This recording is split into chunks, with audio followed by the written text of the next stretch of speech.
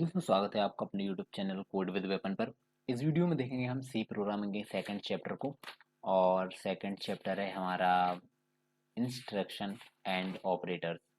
तो यहाँ पे सबसे पहले मैं अपने नोट्स को ओपन कर लेता हूँ। सेकंड चैप्टर के नोट्स को यहाँ से ओपन करूँगा और हम पहले नोट्स देखेंगे, उसके बाद हम VS कोड पर प्रोग्राम करेंगे।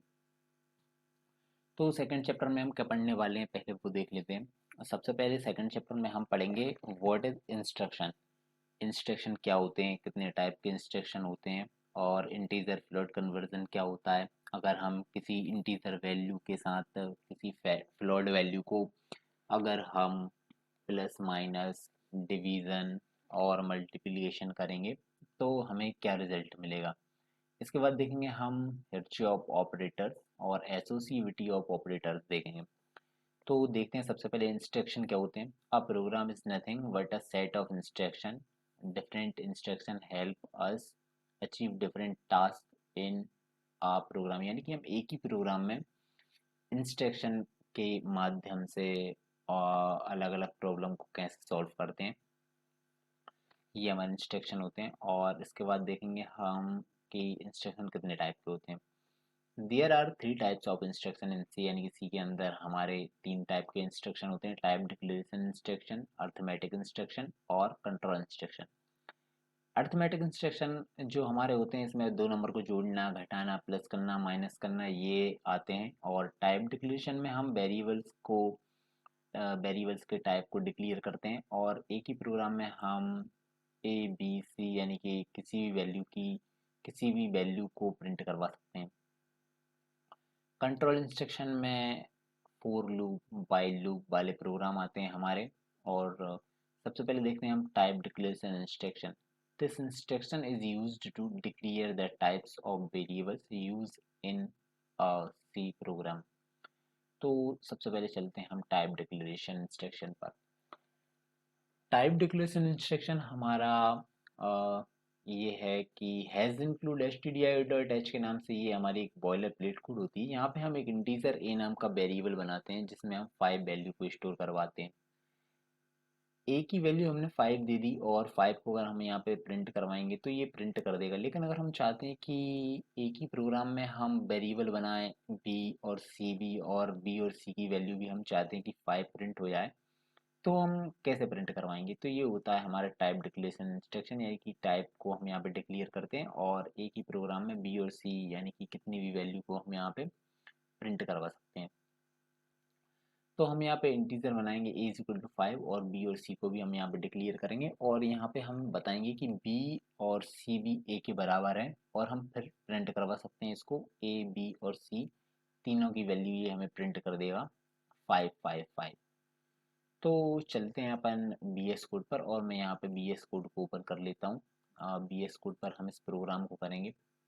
BS कोड पर करने में हमें और भी ज़्यादा समझ में आएगा। एक BS कोड में यहाँ पे इंस्ट्रक्शन के नाम से फाइल बना लेता हूँ, क्योंकि सेकंड चैप्टर हमारा इंस्ट्रक्शन है। तो इंस्ट्रक्शन डॉट सी के नाम से यहाँ पे एक फाइल बना लेता हूँ मैं। इंस्ट्रक्शन डॉट सी के नाम से यहाँ पे मैंने फाइल बना ली है और यहाँ पे मैं लगा लेता हूँ अपनी एक बॉयलर प्लेट कोड। अब बॉयलर प्लेट कोड वाली वीडियो आपने देखी होगी कि बॉयलर प्लेट कोड हम कैसे लगाते हैं। ऐसे लिखने में थोड़ा टाइम ज़्यादा जाता है कि मैं यहाँ पे लिखूँगा हैज़, फिर लिखूँगा इंक्लूड stdio.h। इससे अच्छा है कि हम यहाँ पे स्नैपेट्स पर जाकर बॉयलर प्लेट कोड को क्रिएट कर लें। जिससे क्या होता है कि हम ये लिखते हैं BOI या फिर हम यहाँ पे लिखते हैं BIO, तो हमें ये एंटर करने पर इतना हमें पहले से लिखा मिल जाता है। Has include stdio.h int main return 0, ये हमें बार बार लिखना नहीं पड़ता। तो इसलिए आप भी बॉयलर प्लेट कोड लगा लें। अब यहाँ पे मैं एक इंटीजर लूँगा और a नाम का वेरिएबल बनाऊंगा और उसमें मैं 5 दूंगा। इसके बाद यहाँ पे मैं b और c भी वेरिएबल बना दूंगा और यहाँ पे मैं प्रिंट कर पाऊंगा print tab the value A is percent D. एक अगली लाइन के लिए यहाँ पे मैं बैकस्लैश एन लगाऊंगा और यहाँ पे ए की वैल्यू में प्रिंट कर पाऊंगा। यहाँ पे लिखूंगा ए और एक सेमीकोलन लगाऊंगा यहाँ पे। और अब इस प्रोग्राम को मैं करूँगा रन। इस प्रोग्राम को यहाँ पे हमने रन किया, तो ये हमें प्रिंट कर देगा द वैल्यू इज 5। 5 की वैल्यू ये हमें प्रिंट कर देगा। तो 5 की वैल्यू तो ये हमें प्रिंट कर ही देगा, क्योंकि हमने यहाँ पे ए की वैल्यू 5 प्रिंट करवाई है और हमने यहाँ पे 5 दिया भी है। The value is the value A is 5, ठीक है। लेकिन हम चाहते हैं कि हमें बी और सी की वैल्यू भी 5 मिले, तो हम क्या करेंगे? तो हम इसको बताएंगे कि B is equal to C is equal to A, यानी कि बी और सी हैं वो हमारे ए के बराबर हैं। तो अब हम यहाँ पे बी और सी की वैल्यू प्रिंट करवा सकते हैं। टाइम बचाने के लिए इसको मैं प्रिंट एफ को यहाँ पे कॉपी करूँगा और यहाँ पे पेस्ट कर दूँगा और एक और पेस्ट। और अब यहाँ पे मैं ए कर दिया यहाँ पे, और यहाँ पे कर दूँगा बी और यहाँ पे कर दूँगा सी। और अब इसको मैं यहाँ पर रन करवाऊँगा, तो ए बी और सी तीनों की वैल्यू मुझे 5 मिल जाएगी। The value is 5। ये यहाँ पे हमने यहाँ पे ए बी और सी चेंज नहीं किया, इसलिए नीचे दिख रहा है वो ए इज यहाँ पे भी मैं चेंज कर देता हूँ। अब इसको मैं यहाँ पर रन करूँगा। अब इसको रन करूँगा यहाँ पे, तो ये देगा the value is 5, the value B is 5, the value C is 5। तो इस तरीके से हम टाइप को डिक्लेयर कर कर और एक ही प्रोग्राम में जितने भी वेरिएबल बनाएं, बी सी D E F G H, और उनको यहाँ पे डिक्लेयर करने के बाद हम यहाँ पे प्रिंट करवा सकते हैं एक ही प्रोग्राम में। चलिए इसको मैं क्लियर कर देता हूँ यहाँ से। ये बिल्कुल बेसिक सी चीज़ें हैं। अभी थोड़ा बहुत अगर आपको समझ में नहीं भी आ रहा हो, तो जो लोग बिल्कुल पहली बार स्टार्ट कर रहे हैं सी प्रोग्रामिंग, अगर यहाँ पे थोड़े बहुत कंफ्यूज हो तो कोई प्रॉब्लम नहीं है। यहाँ पे अभी हम सिर्फ प्रिंट करना सीख रहे हैं प्रॉब्लम को, और प्लस माइनस करना सीख रहे हैं, तो इसमें कोई परेशानी वाली बात नहीं है। तो आप देखते चलिए बस, आपको भी सी प्रोग्रामिंग बहुत जल्दी समझ में आ जाएगी। ये तो हमारे प्रिंट करवाने वाली प्रॉब्लम्स हैं। प्रिंट हम कैसे करवाएंगे किसी भी वैल्यू को, अगर हमें प्रिंट करवाना है तो धीरे धीरे हम बहुत अच्छे से समझ में आने लगेगा। चलिए चलते हैं अपन नोट्स पर। और ये देखो the value of A is 5, तो इसने प्रिंट कर दिया। हमें बस यहाँ पे वेरिएबल देने होते हैं और उनको डिक्लेयर करना होता है। चलते हैं आगे। ये है फ्लोट ए इज, फ्लोट ए की वैल्यू यहाँ पे दी मैंने 1.1, और फ्लोट बी की वैल्यू मैंने दी यहाँ पे ए प्लस 5.9। तो इस प्रोग्राम को हम यहाँ पे बनाएंगे। इसको मैं यहाँ पे हटा देता हूँ, इसको मैं यहाँ पे हटा देता हूँ और यहाँ पे बनाऊंगा मैं एक फ्लोट।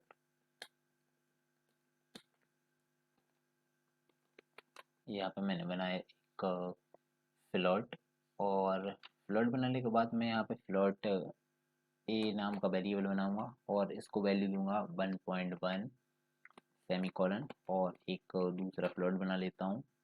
और दूसरे फ्लोट में मैं इसको दूंगा variable B is equal to, मैं करवाना चाहता हूँ यहाँ पे ए और प्लस, और यहाँ पे करवाऊंगा मैं 5.9। अब यहाँ पे लिखूंगा मैं print F the value is percent D, एक बैकस्लैश एन लगाऊंगा और यहाँ पे लिखूंगा मैं ए प्लस बी। और अब इसको मैं यहाँ पे रन करूँगा। रन करने से पहले मैं यहाँ पे देख लेता हूँ कि इसमें एक गलती है, अगर आपने देख ली हो तो। हमने यहाँ पे फ्लोट लिया है और फ्लोट के लिए हम इस्तेमाल करेंगे %f, और यहाँ पे मैंने लगा दिया %t, %f। अब मैं इस प्रोग्राम को रन करूँगा तो ये हमें पॉइंट में रिजल्ट देगा। ये देखो 8.1000, 5 और 6 और 7। तो ये इसने क्या दे दिया मुझे, ए, और अच्छा इसने ए को भी यहाँ पे प्रिंट कर दिया और बी को भी प्रेस कर दिया। यहाँ पे लिखूँगा मैं बी, और अब इसको मैं यहाँ पे रन करूँगा तो ये मुझे ए और बी को प्लस कर देगा। पहले इसने ए को भी प्लस कर दिया, फिर ए प्लस 5.9 को भी प्लस कर दिया था, इसलिए उसने 8 दे दिया था। अब इसने सही दिया 7.000, 7.000। तो इस तरीके से हम अर्थमेटिक इंस्ट्रक्शन में, सॉरी सॉरी टाइप डिक्लेरेशन में, टाइप को डिक्लेयर कर कर प्लस माइनस करवा सकते हैं। चलिए चलते हैं नोट्स पर, और नोट्स में देखते हैं आगे क्या है।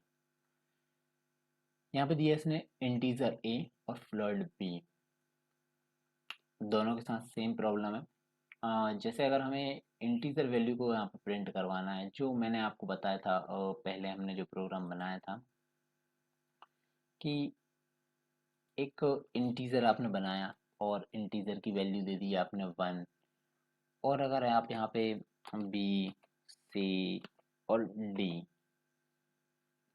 आपने यहाँ पे 1 के बराबर अगर आपको करना है, और अगर आपको इसकी वैल्यू चाहिए, अगर आपको इसको वैल्यू चाहिए, ए की वैल्यू अगर आपने 1 दी है, और अगर आप चाहते हैं कि बी, सी, डी सारी जितनी भी अगर आपको चाहिए, एक से ज़्यादा चाहिए या बहुत सारी चाहिए, तो आप यहाँ पे इसको लिखने के बाद और नीचे डिक्लेयर करने के बाद कि B is equal to C is equal to D is equal to A है, तो आप जितने भी चाहें यहाँ पे प्रिंट करवा सकते हैं। तो मैं यहाँ पे लिख देता हूँ द वैल्यू इज 5, इस्तेमाल करेंगे यहाँ पे डी। और अगर मैं यहाँ पे, मुझे अगर डी की वैल्यू प्रिंट करवानी है और मैं चाहता हूँ कि डी की वैल्यू यहाँ पे मुझे 1 मिले, और अगर अब मैं इसे रन करूँगा तो ये मुझे डी की वैल्यू 1 दे देगा। The value is 1। तो इस तरीके से हम टाइप को डिक्लेयर कर सकते हैं। तो बैक द नोट्स, चलते हैं नोट्स पर वापस। Float B is equal to A plus 3 और float A is equal to 1.1। तो ये इसका मतलब है कि यहाँ पे एक एरर है। बी आपने पहले दे दिया और आपने कर दिया कि ए को 3 से जोड़ दो, लेकिन आपने इसे बताया ही नहीं कि ए क्या है, ए की वैल्यू क्या है। अब ये ए और +3 को A3 थोड़ी ना कर देगा, इसको वैल्यू देनी पड़ेगी 1.1। तो बी से पहले हमें यहाँ पे बताना पड़ेगा कि ए की वैल्यू 1.1 है, और 1.1 प्लस 3 इसे कर दो तो ये 4.1 दे देगा। तो ये एरर इसमें इसलिए लिखा है कि आप ए को बाद में नहीं, ए को आप पहले डिक्लेयर आपको करना पड़ेगा, तब आपको राइट आंसर मिलेगा, नहीं तो आपकी एरर थ्रू करेगा। ठीक है, अब चलते हैं आगे अर्थमेटिक इंस्ट्रक्शन पर। टाइप डिक्लेरेशन आपने देख लिया कि एक ही प्रोग्राम में हम एक से ज़्यादा टाइप को, वेरिएबल्स के एक से ज़्यादा वेरिएबल्स को, या टाइप्स में अलग अलग टाइप्स में वेरिएबल्स को डिक्लेयर कर कर कैसे प्रिंट करवा सकते हैं। अब हम देखेंगे अर्थमेटिक इंस्ट्रक्शन। सेकंड है हमारा अर्थमेटिक इंस्ट्रक्शन। अर्थमेटिक इंस्ट्रक्शन में क्या है कि ये देखो, आप यहाँ पे ध्यान देना आप, कि जो ऑपरेट्स होते हैं हमारे, इंटीजर, फ्लोट, कैरेक्टर, ये हमारे ऑपरेट्स होते हैं। ऑपरेटर्स होते हैं हमारे plus, minus, multiplication sign, division sign, ये हमारे ऑपरेटर्स होते हैं, आप ये याद रख लेना। और ऑपरेंड्स जो होते हैं हमारे 2, 3, 4, 1, ये हमारी वैल्यू जो होती हैं वो हमारी ऑपरेंड्स होती हैं। इसके माध्यम से आप यहाँ पर समझ लें थोड़ा सा कि आई इक्वल टू मैंने यहाँ पे दिया है 3 मल्टीप्लिकेशन और 2 प्लस 1, तो ये हमारे ऑपरेंड्स हैं, ये हमारे ऑपरेटर्स हैं साइन। और ऑपरेट्स हमारे इंटीजर, फ्लोट, कैरेक्टर हैं, अगर जो भी हमारी वैल्यू है अगर पॉइंट में होती तो भी हमारे ऑपरेट्स होते। इंटीजर हैं तो ऑपरेट्स हैं, कैरेक्टर है तो ऑपरेट्स हैं। चलते हैं आगे। ये एक प्रोग्राम है अर्थमेटिक इंस्ट्रक्शन का, कि आपने यहाँ पे इंटीजर ए नाम का वेरिएबल बनाया और उसमें वैल्यू दी आपने 4, और इंटीजर बी नाम का अगर आपने यहाँ पे एक वेरिएबल बनाया और उसमें वैल्यू दे दी आपने 10, और अगर आपको z equal to B into A करवाना है, यानी कि ए और बी को आपको इंटू करवाना है, प्लस करवाना है, माइनस करवाना है, तो आप यहाँ पे करवा सकते हैं। तो यहाँ पे हम चलते हैं और एक मैं यहाँ पे एक नई फाइल बना लेता हूँ, अर्थमेटिक डॉट सी के नाम से, और यहाँ पे लगाऊंगा मैं बॉयलरप्लेट कोड। और यहाँ पे हम देंगे एक int A is equal to, यहाँ पे लिखूंगा मैं 4, और एक int B, B is equal to लिखूंगा यहाँ पे 10,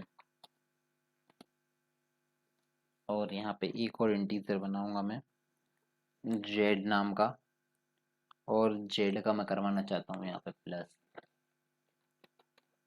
int Z is equal to, यहाँ पे कर दो बी, कर दो ए, कर दो। और वही मैं आपको समझाने के लिए यहाँ पे प्रोग्राम बना रहा हूँ। ए, अभी आप देखना, printf the value is, the value is percent D backslash N, और यहाँ पे लिखो जेड, और यहाँ पे एक सेमीकोलन भी। अब इस प्रोग्राम को मैं यहाँ पे रन करूँगा। इस प्रोग्राम को मैंने यहाँ पे रन किया,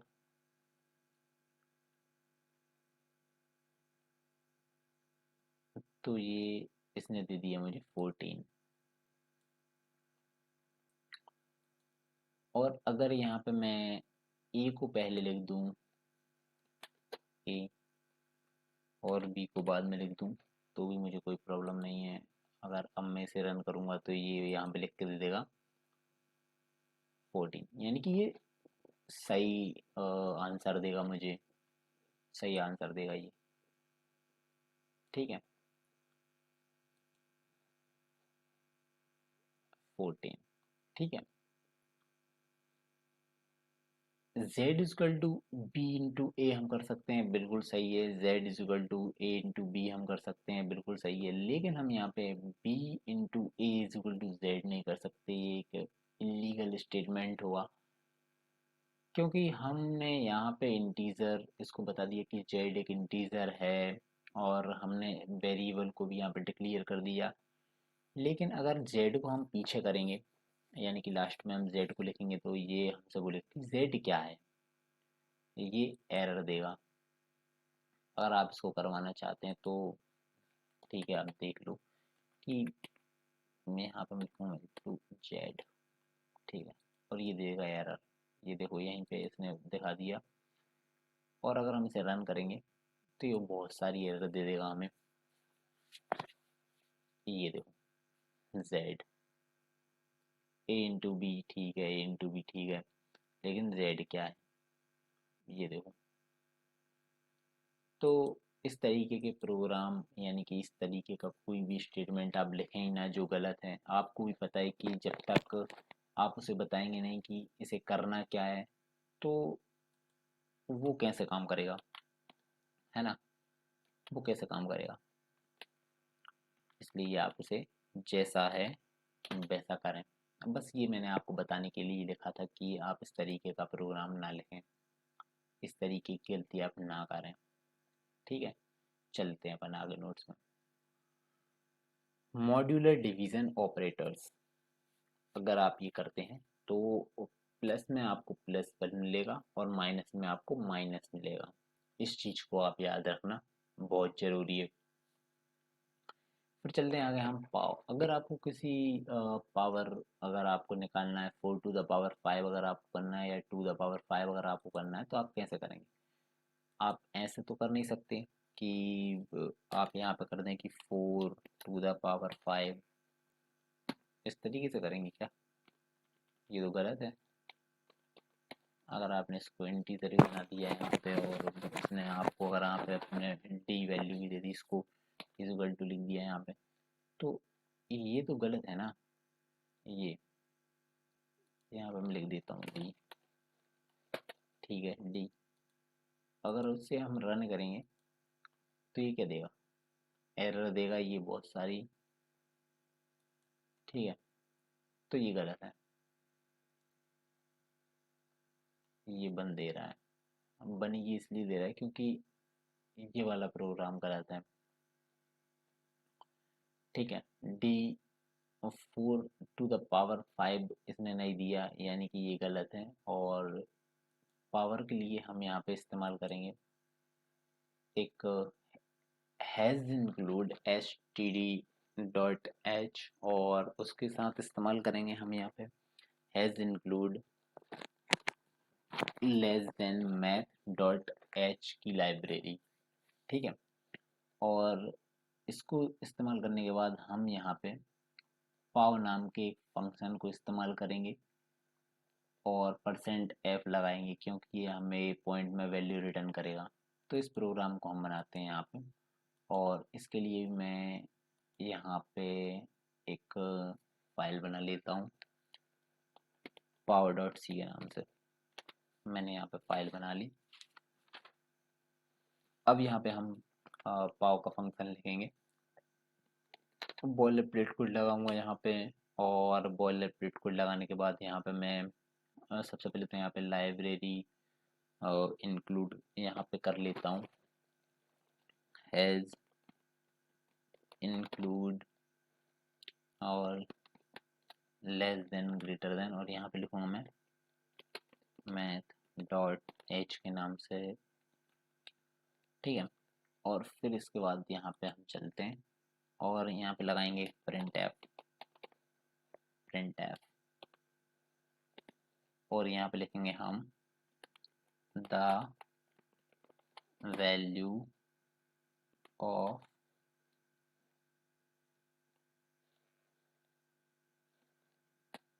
four to the five 4 to the 5, the value is the value of 4 to the power 5, और यहाँ पे लिखेंगे इज %f। %f का इस्तेमाल करेंगे क्योंकि हमें रिटर्न मिलेगा पॉइंट में, और एक बैकस्लैश n लगाएंगे। फिर इसके बाद हम यहाँ पे पाव नाम के फंक्शन को इस्तेमाल करेंगे।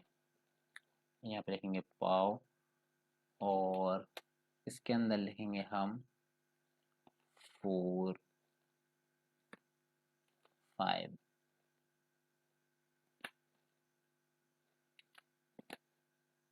और अब इस प्रोग्राम को हम रन करेंगे। इस प्रोग्राम को हम यहाँ पर रन करेंगे, और ये हमें यहाँ पे वैल्यू देगा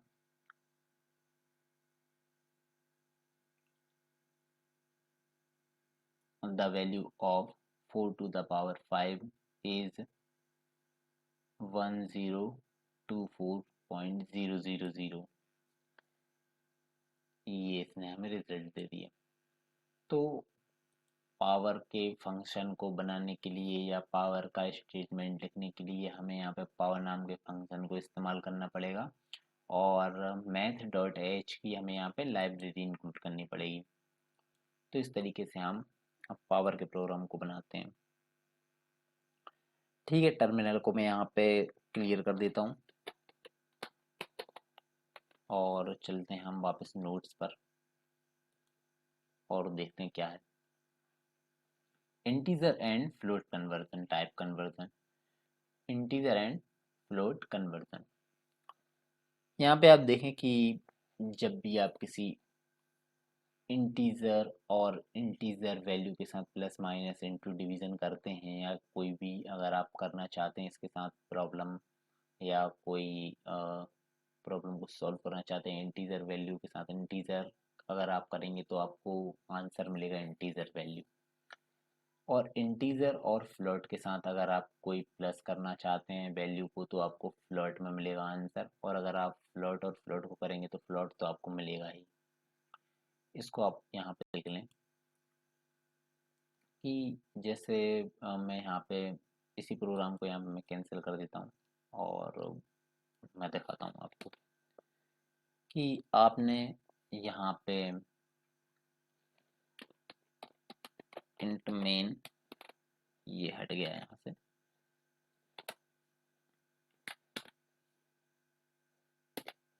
अगर आपने यहाँ पे एक इंट बनाया और int A is equal to आपने यहाँ पे कर दिया 2, और एक आपने यहाँ पे बनाया float B is equal to, और इसको आपने कर दिया 2.2। अब यहाँ पे लगाऊंगा मैं प्रिंट एफ, यहाँ पे लिखेंगे हम the value is percent F. जब इंटीजर और फ्लोट को आपको प्लस माइनस करवाना है या कुछ भी करवाना है तो आपको परसेंट एफ का इस्तेमाल करना पड़ेगा, क्योंकि हमें आंसर मिलेगा पॉइंट में। ठीक है, तो यहाँ पे मैं क्या करवाना चाहता हूँ, ए प्लस बी, इसको मैं यहाँ पे रन कर दूँ।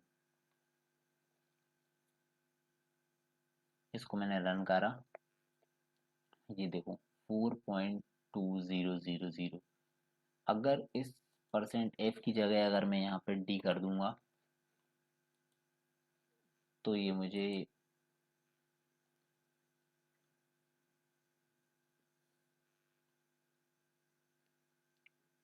द वैल्यू इज -8053, इसने देखो ये क्या दे दिया है, यानी कि एक मतलब एरर ही है इसने अगर सही आंसर नहीं दिया तो इस तरीके से हम इस प्रोग्राम में परसेंट ऐप का इस्तेमाल करेंगे। तो मैं आपको यहाँ पे वही करवाना बताना चाहता था कि जब भी हम इंटीजर और फ्लोट के साथ अगर कोई प्लस या माइनस करवाते हैं तो हमें परसेंट ऐप का इस्तेमाल करना होता है, क्योंकि हमें आंसर मिलेगा पॉइंट में, यानी कि फ्लोट आंसर मिलेगा पॉइंट वाला 4020004.2000।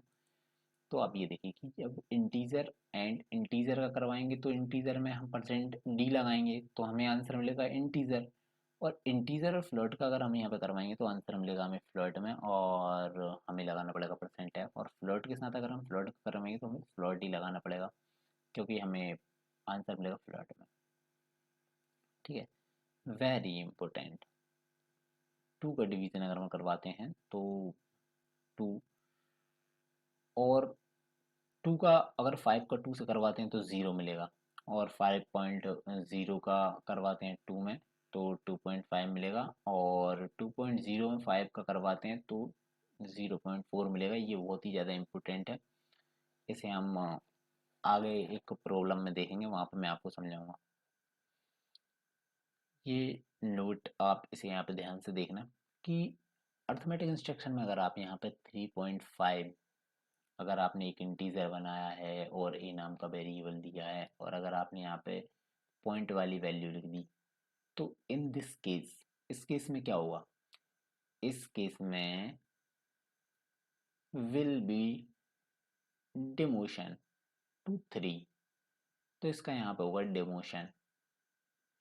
डिमोशन होकर ये इस वैल्यू को ये कर देगा 3, यानी कि एक इंटीजर वैल्यू बना देगा, because a is not able to store float, यानी कि ये फ्लोट में स्टोर होने के लायक नहीं है।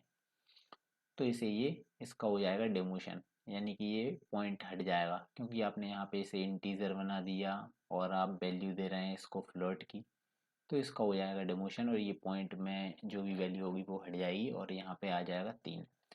ऐसे ही फ्लोट का है, अगर आपने यहाँ पे एक फ्लोट बनाया है, ए वेरिएबल बनाया है और अगर आपने यहाँ पे वैल्यू दे दी 8 इंटीजर, तो इसका हो जाएगा यहाँ पे प्रमोशन और पीछे लगेगा .0, प्रमोशन टू फ्लोट।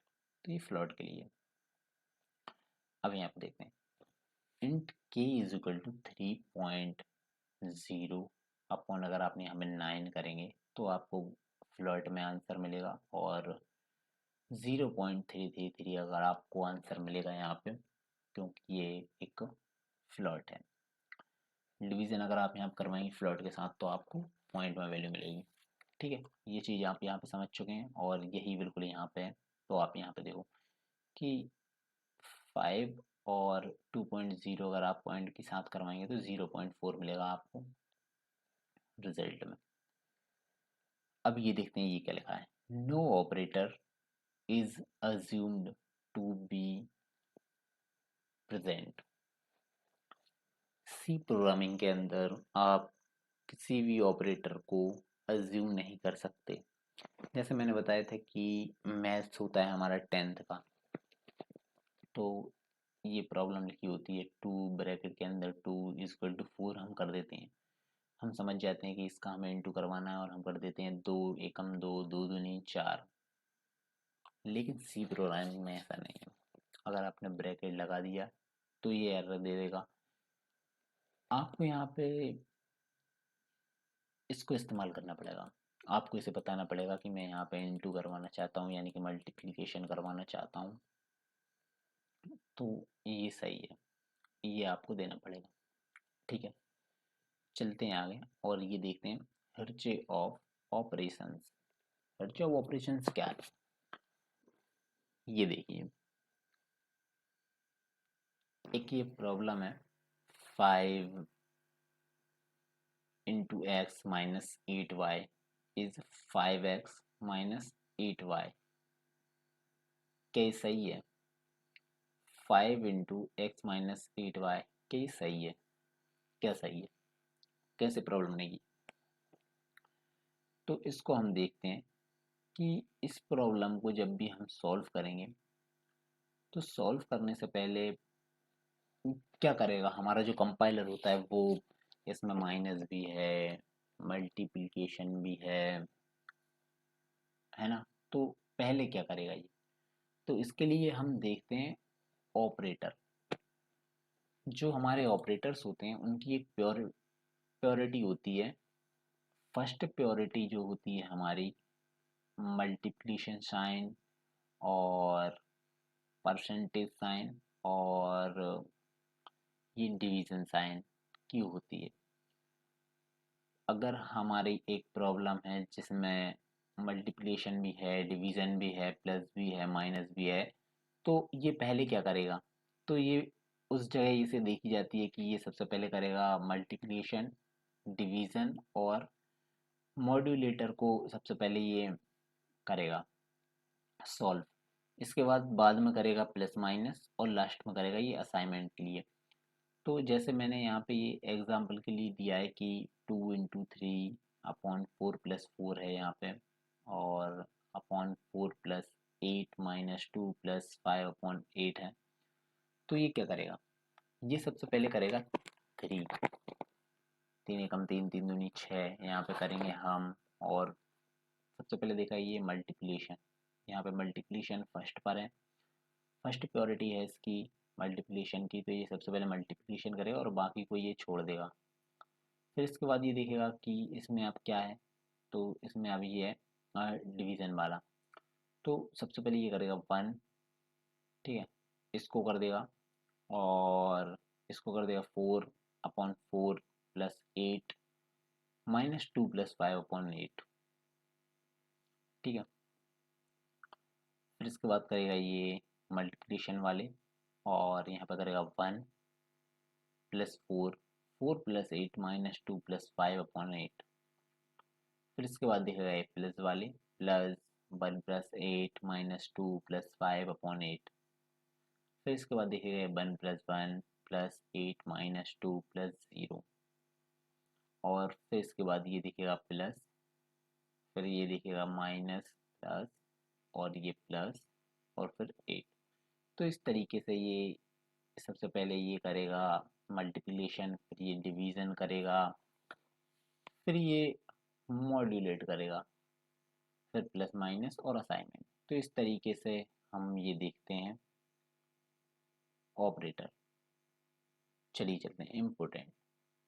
मल्टीप्लिकेशन और division follow left to right associativity को फॉलो करते हैं, यानी कि लेफ्ट से राइट की तरफ प्रॉब्लम को सॉल्व करते हैं। ठीक है, एसोसिएटिविटी ऑफ ऑपरेटर्स, इसको देखते हैं यहाँ पे। ये थोड़ा सा ये यहाँ पे आप देखना कि एक यहाँ पे प्रॉब्लम है, x into y upon z. ये होगा क्या, x into y upon z. ठीक है, देखते हैं। और इसके लिए हम चलते हैं, सबसे पहले हम चलेंगे बी एस कोड पर। और बी एस कोड पर चलने से पहले हम इसे यहाँ पर देख लेते हैं कि हमने यहाँ पे एक इंटीजर लिया, और एक्स नाम का हमने यहाँ पे एक वेरिएबल बनाया जिसमें हमने वैल्यू दी इसको 2, और एक इंटीजर लिया और बाय नाम का वेरिएबल बनाया और इसको वैल्यू दी हमने 4। प्रिंटफ करवाया the value of 3 into x minus 8 into y is percent d. और हमने यहाँ पे करवाया कि 3 इंटू एक्स करो माइनस 8 इंटू बाय कर दो, और दूसरा हमने यहाँ पे करवाया कि 8 इंटू वाई कर दो अपॉन 3 इंटू एक्स कर दो। ठीक है, इस प्रॉब्लम को हम यहाँ पे VS कोड पर सॉल्व करेंगे तो हमें आंसर कैसे मिलेगा। 8 इंटू 4 करेगा ये, ठीक है, 8 इंटू 4 करेगा ये, फिर करेगा ये, फिर करेगा ये डिवीज़न 3 इंटू 4, और फिर इसका करेगा ये 32, और फिर डिवीज़न करेगा, और फिर ये देगा 40, 0.666। इस तरीके से ये इसको सॉल्व करेगा। तो इसमें यहाँ पे काम में आती है एसोसिएटिविटी और प्योरिटी। तो इस प्रॉब्लम को हम BS कोड पर करते हैं। चलते हैं BS कोड पर, और टर्मिनल को मैं यहाँ से क्लियर कर लेता हूँ। टर्मिनल को करूँगा यहाँ से क्लियर, और एक यहाँ पे मैं फाइल बना लेता हूँ दूसरी।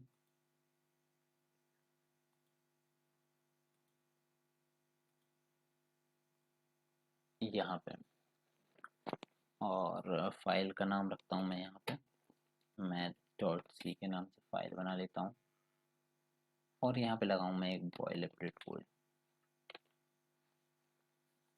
और यहाँ पे मैं एक इंटीजर बनाऊंगा x नाम का, और इसको वैल्यू दूंगा मैं 2, और एक और इंटीजर बनाऊंगा और y नाम का, इसको वैल्यू दूंगा मैं 4। अब यहाँ पे मैं लिखूंगा printf, और यहाँ पे लिखूंगा मैं the value is 3 into x, 3 into x minus 8 into y,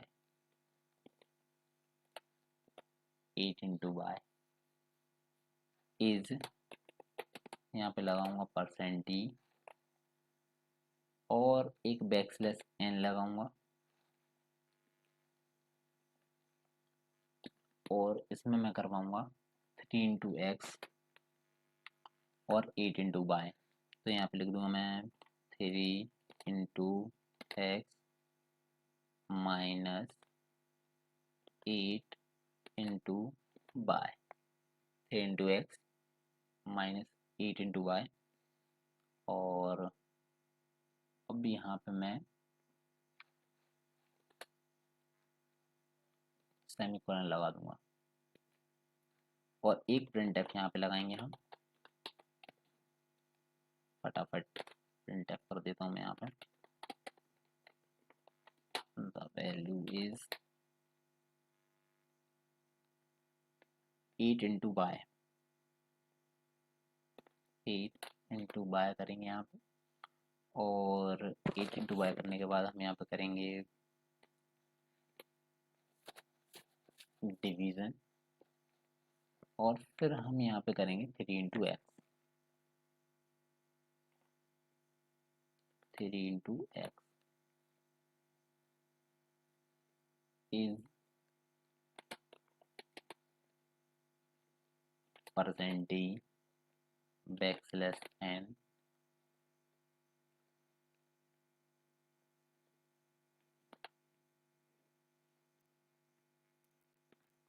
और यहाँ पे लिखेंगे हम 8 into y, 8 into y upon 3 into x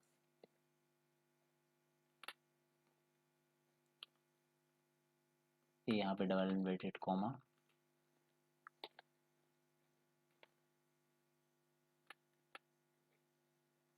ठीक है, ये करवा दिया। और इस प्रोग्राम को करेंगे हम रन, तो हम देखते हैं output. The value is 3 into x minus 8 into y is percentage. इसने एरर क्या दिया, एरर एक्सपेक्टेड स्टेटमेंट बिफोर, और ठीक है।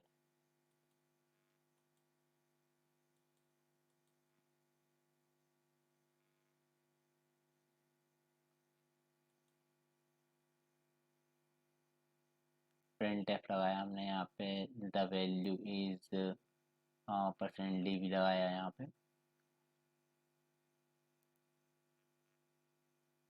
ये यहाँ पे थोड़ी सी ये क्या कर दिया हमने, यहाँ पे हमने इसे डबल इन्वर्टेड कॉमा में नहीं किया, इसलिए इसने एरर दिया ये। और एक डबल इन्वर्टेड कॉमा इधर भी, ठीक है।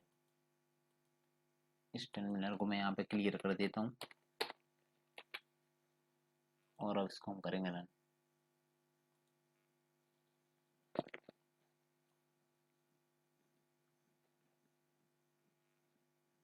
तो ये देखो, the value is 3 into x minus 8 into y is minus 26 और the value is 8 into y upon 3 into x is 20। तो इसने ये आंसर दे दिया। तो इस तरीके से हम प्रॉब्लम को सॉल्व करते हैं और यहाँ पे हम देखते हैं कि एसोसिएटिविटी हमारी लेफ्ट टू राइट होती है। और सबसे पहले ये हमारा सबसे पहले देखता है मल्टीप्लिकेशन, डिवीजन और मॉड्यूलेटर। और सेकंड देखता है ये एडिशन, सब्सट्रैक्शन। और थर्ड पे देखता है असाइनमेंट। इस तरीके से हम इस प्रॉब्लम को सॉल्व करते हैं। ये इसने यहाँ पे ये 40 दिया हुआ है, लेकिन अभी जो हमने यहाँ पे करवाया था इसको रन, तो इसने यहाँ पे ये 20 दिया है, क्योंकि ये एक्स नहीं यहाँ पे बाय होगा। अब इसको मैं यहाँ पर रन करता हूँ।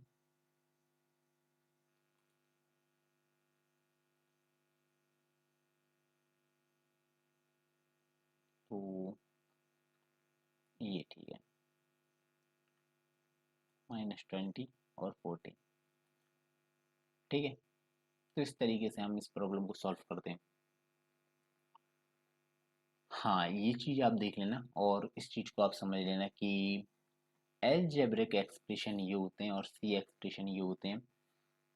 3x square plus 2x plus 5, ये हमारे मैथ में हम इस तरीके से करते हैं, और इसी को हम सी प्रोग्रामिंग में लिखेंगे तो इस तरीके से लिखेंगे 3 into x plus 2 into x plus 5, ए इंटू बी माइनस सी इंटू डी जो हम कर देते हैं, तो सी प्रोग्रामिंग में हम इस तरीके से लिखेंगे ए इंटू बी माइनस सी इंटू डी, और ए प्लस बी प्लस सी अपॉन डी प्लस ई, इस तरीके का हम जो मैथ में लिखते हैं वो हम सी प्रोग्रामिंग में ऐसे लिखेंगे, ब्रैकेट में ए प्लस बी प्लस सी ब्रैकेट बंद, और ये स्लैश, और डी प्लस ई, यानी कि इसे हम यहाँ पे और डिवीज़न बोलते हैं ई, इस तरीके से हम सी प्रोग्रामिंग में लिखते हैं।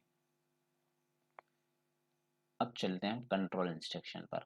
हमने टाइप डिक्लेरेशन इंस्ट्रक्शन भी देखे कि इंटीजर फ्लोट कन्वर्जन हम कैसे करते हैं। इसके बाद हमने अर्थमेटिक इंस्ट्रक्शन भी देख लिया, ठीक है, कैसे करते हैं। अब हम देखते हैं control instruction. Determine the flow of control in a program, 4 types of control instruction in CR. तो कंट्रोल इंस्ट्रक्शन 4 टाइप के होते हैं, sequence control instruction, decision control instruction, loop control instruction और case control instruction. Second chapter में हैं ये instruction, इसलिए हमने यहाँ पे देख लिए कंट्रोल इंस्ट्रक्शन। बाकी कंट्रोल इंस्ट्रक्शन पर हमारी चैप्टर थर्ड है हमारा इंस्ट्रक्शन पर, और थर्ड चैप्टर हमारा कंट्रोल इंस्ट्रक्शन है पूरा। तो कंट्रोल इंस्ट्रक्शन हम वहाँ पे पढ़ेंगे, लेकिन अभी आपको ये पता होना चाहिए कि इंस्ट्रक्शन कितने टाइप के होते हैं। तो हमने सबसे पहले देखा था 3 टाइप के इंस्ट्रक्शन होते हैं, type declaration instruction, arithmetic instruction और कंट्रोल इंस्ट्रक्शन। तो कंट्रोल इंस्ट्रक्शन कितने टाइप के होते हैं? ये 4 टाइप के होते हैं, sequence control instruction, decision control instruction और loop control instruction, case control instruction. इनको हम पढ़ेंगे थर्ड चैप्टर में, और थर्ड चैप्टर है हमारा decision control instruction. Control instruction में हमारे आएंगे प्रोग्राम, इफ एल्स के प्रोग्राम आएंगे, और हमारे प्रोग्राम आएंगे ऑड इवन वाले प्रोग्राम, जो हमने कोई नंबर हम देते हैं और हमारा प्रोग्राम हमें बता देता है कि ये नंबर ऑड है कि इवन है। ये सारे हमारे प्रोग्राम और कंट्रोल इंस्ट्रक्शन के होते हैं। तो ये हम अगले चैप्टर में पढ़ेंगे। बस आपको यहाँ पे बताना था, इस चैप्टर में था, सेकंड चैप्टर में कंट्रोल इंस्ट्रक्शन कितने टाइप के होते हैं, तो मैंने आपको यहाँ पे बता दिया। बाकी ये सारे पढ़ेंगे हम अगले चैप्टर में। चलते हैं नोट्स में आगे। ये है प्रैक्टिस। एरर, आपको यहाँ पे आपको देखना है यहाँ पे एरर, ये कैरेक्टर है, और आपको यहाँ पे एरर चेक करना है कि इसमें क्या प्रॉब्लम है। कैरेक्टर तो ठीक है, और सिंगल इन्वर्टेड कॉमा के अंदर आपने कैरेक्टर लिखा है, ये भी बिल्कुल सही है। लेकिन आपने यहाँ पे गलती ये की है कि आपने यहाँ पे कोई वेरिएबल नहीं बनाया। A b C d x y z किसी भी नाम का आप यहाँ पे वेरिएबल बनाना चाहिए था आपको। ये तो ये आपका एक कीवर्ड हो गया कैरेक्टर, लेकिन आपको ए बी सी डी एक वेरिएबल आपने यहाँ पे नहीं बनाया, इसमें ये गलती है। Character can not be used as a variable. Character a is equal to 3 होता ये, या बी इज इक्वल टू 3 होता, सी इज इक्वल टू 3 होता, एक्स इज इक्वल टू 3 होता, वाई इज इक्वल टू 3 होता। तो ये हमारा सही था। 3 is equal to b is equal to 4 is equal to ये क्या गलत है? चेक करो आप इसमें ये क्या गलती है। मैं बता देता हूँ आप इसमें क्या गलती है, कि आपने यहाँ पे left side should not have only any constant value और एनी एक्सप्रेशन, यानी कि आपने यहाँ पे वैल्यू को पहले दे दिया और वेरिएबल को बाद में। जैसे कि हमने पहले एक प्रोग्राम में देखा था कि z इज इक्वल टू हमने v इंटू ए किया था, तो प्रॉब्लम हमारी सही थी, हमारा प्रोग्राम भी सही बना था। लेकिन हमने ए और बी को करके और z बाद में दे दिया। ये उसी तरीके का है कि आपने वैल्यू इसमें पहले दे दी और वेरिएबल बाद में बना दिया, तो ये गलत है। आपको वेरिएबल पहले लिखना पड़ेगा और उसी वेरिएबल में हम वैल्यू को स्टोर करेंगे, ठीक है। कैरेक्टर, केयर आपने यहाँ पे बनाया और सी एच नाम का वेरिएबल भी आपने यहाँ पे सही बनाया। इसमें क्या error? Character length must be of 1, यानी कि कैरेक्टर में आप किसी एक कैरेक्टर को स्टोर कर सकते हैं। जैसे ही आप यहाँ पे 25 APR अप्रैल लिखेंगे, ये एरर दे देगा। 25 लिखने पर ये एरर देगा, क्योंकि आप एक कैरेक्टर को स्टोर कर सकते हैं सिंगल इन्वर्टेड कॉमा के अंदर। इस चीज़ को आप ध्यान रखना। शायद फर्स्ट वीडियो में मैंने ये बताया नहीं, और मैं भूल गया कि मैं ये बोलना भूल गया कि सिंगल इन्वर्टेड कॉमा के अंदर हम कैरेक्टर को स्टोर करते हैं। बस आप यहाँ पे देख लेना ये। अब देखते हैं हम, एक ये हमारा प्रोग्राम है, हैज़ इंक्लूड stdio.h और math.h का भी यहाँ पे लाइब्रेरी लगी हुई है। ABCFP area and side of triangle, enter side of triangle. आपको यहाँ पर ट्रायंगल की साइड देना है और ये आपको एरिया कैलकुलेट करके देगा। तो इस प्रोग्राम को हम लिखते हैं, BS कोड पर चलते हैं और इस प्रोग्राम को देखेंगे। चलते हैं अपन BS कोड पर और लिखते हैं इस प्रोग्राम को। और टर्मिनल को मैं यहाँ से क्लियर कर देता हूँ और यहाँ पे फिर से मैं एक नई फाइल बना लेता हूँ।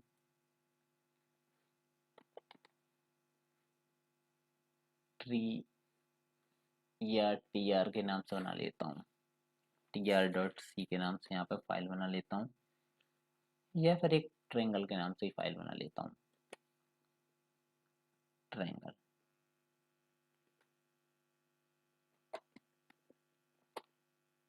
ट्रायंगल के नाम से यहाँ पे मैंने फाइल बना ली और यहाँ पे हम वही हमारी बॉइलरप्लेट को इस्तेमाल करेंगे। यहाँ पे हम एक फ्लोट लिखेंगे, फ्लोट, और फ्लोट में देंगे हम A, B और C और SP और एरिया।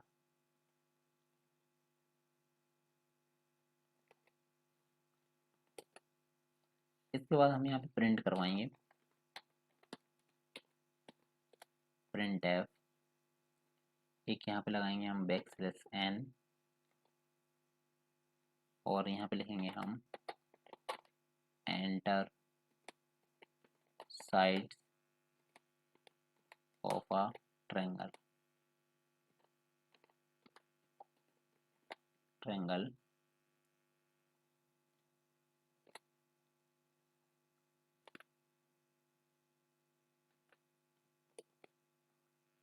इसके बाद हम यहाँ पे लगाएंगे एक स्कैनर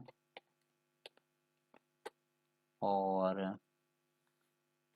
परसेंट ऐप का इस्तेमाल करेंगे, क्योंकि हमें रिजल्ट मिलेगा डॉट वैल्यू में। तो हम लगाएंगे यहाँ पे परसेंट एफ और एक और परसेंट एफ। फिर इसके बाद हम यहाँ पे लिखेंगे एंड ए और एंड बी और एंड सी।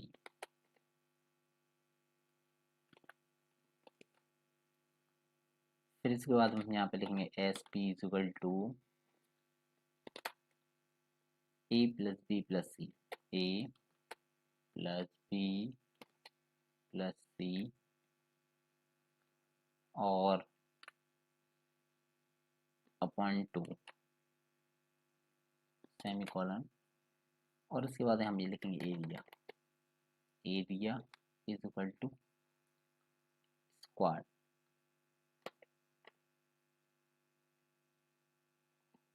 स्क्वाड।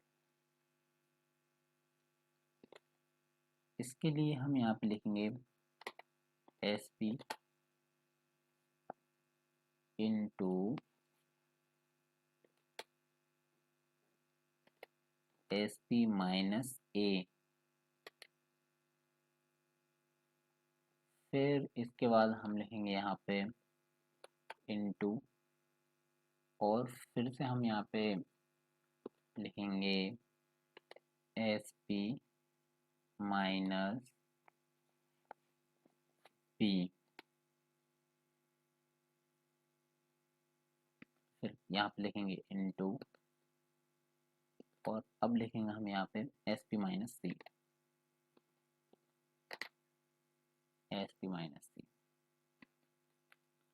और लिखेंगे सेमी कॉलन, और इसके बाद हम यहाँ पे प्रिंट एफ करवाएंगे, print F,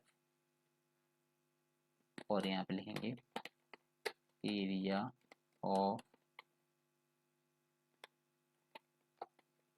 triangle, area of triangle is equal to percent f backslash n, और यहाँ पे लिखेंगे एरिया।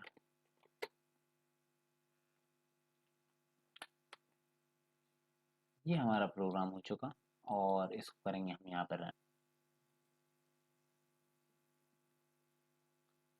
इसको हमने किया रन, और ये बोलेगा हमसे enter side of a triangle, तो हम इसको दे देंगे 4 5 6, एंटर, और इसको फिर से हम एक बार रन करेंगे यहाँ पे प्रोग्राम को। इसको दे देंगे हम यहाँ पे 4 5 6, तो ये हमें दे देगा 9.9215, तो इसने हमें रिजल्ट दे दिया। तो इस तरीके से हम एक ट्रायंगल का एरिया कैलकुलेट कर सकते हैं सी प्रोग्रामिंग की मदद से। बस इसमें हमें एक math.h की लाइब्रेरी इंक्लूड करनी पड़ेगी, क्योंकि ये मैथ का प्रॉब्लम है। यहाँ पे ये इसमें एसोसिएटिविटी लेफ्ट टू राइट काम करती है, और सी प्रोग्रामिंग में सेमी कॉलन और परसेंट एफ, परसेंट डी, ये बिल्कुल छोटी छोटी चीज़ें होती हैं जिनको हमें बहुत ध्यान रखना पड़ता है। अगर थोड़ी सी गलती भी होती है तो ये हमें सबसे पहले तो ये हमें यही दिखा देता है कि आपने कोई गलती की है। और अगर आपने प्रोग्राम बिल्कुल सही लिखा है, और अगर इसके बाद भी अगर आपको यहाँ पे एरर नहीं मिलती है, तो आप ये देखना कि आपने प्रोग्राम तो सही लिखा है, लेकिन आपने गलती की है वो आपने या तो लाइब्रेरी इंक्लूड नहीं की होगी, या फिर प्रिंट एफ में कोई प्रॉब्लम होगी, परसेंट डी की जगह परसेंट एफ।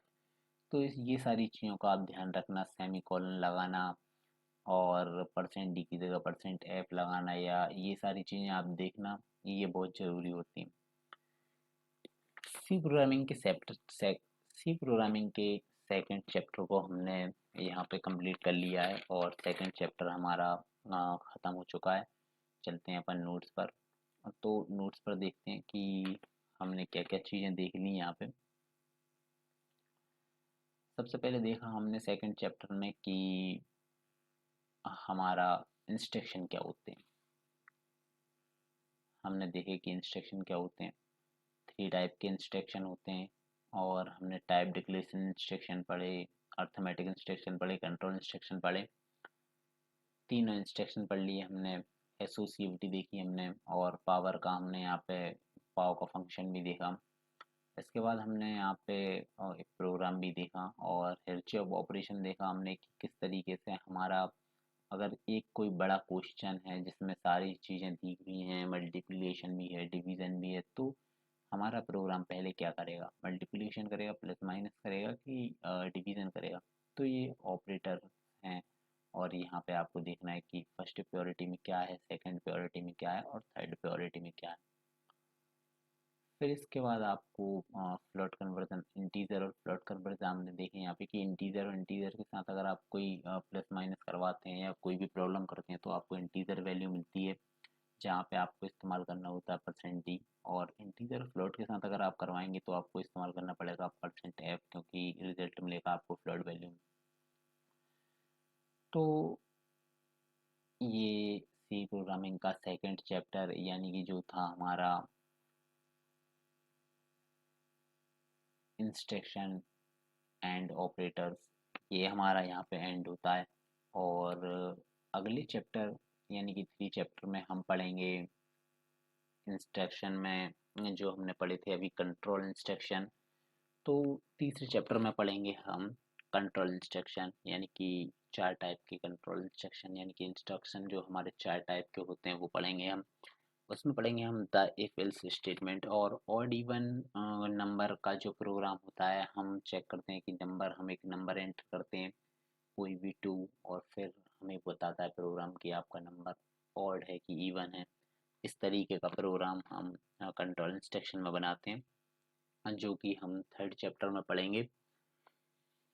इसके बाद एक क्लिक में हम बहुत सारी वैल्यू को प्रिंट करवाते हैं, वो भी हम थर्ड चैप्टर में पढ़ेंगे। ये सारे कंट्रोल इंस्ट्रक्शन होते हैं। तो कंट्रोल इंस्ट्रक्शन हम 3 चैप्टर में पढ़ेंगे। तो सेकंड चैप्टर हमारा कंप्लीट हो चुका है। आप इसको रिवीजन कर लेना और देख लेना अच्छे से। फिर मिलते हैं अपन अगली वीडियो में, और तीसरे चैप्टर में हम पढ़ेंगे कंट्रोल इंस्ट्रक्शन। तो मिलते हैं अगली वीडियो में, तब तक के लिए बाय बाय।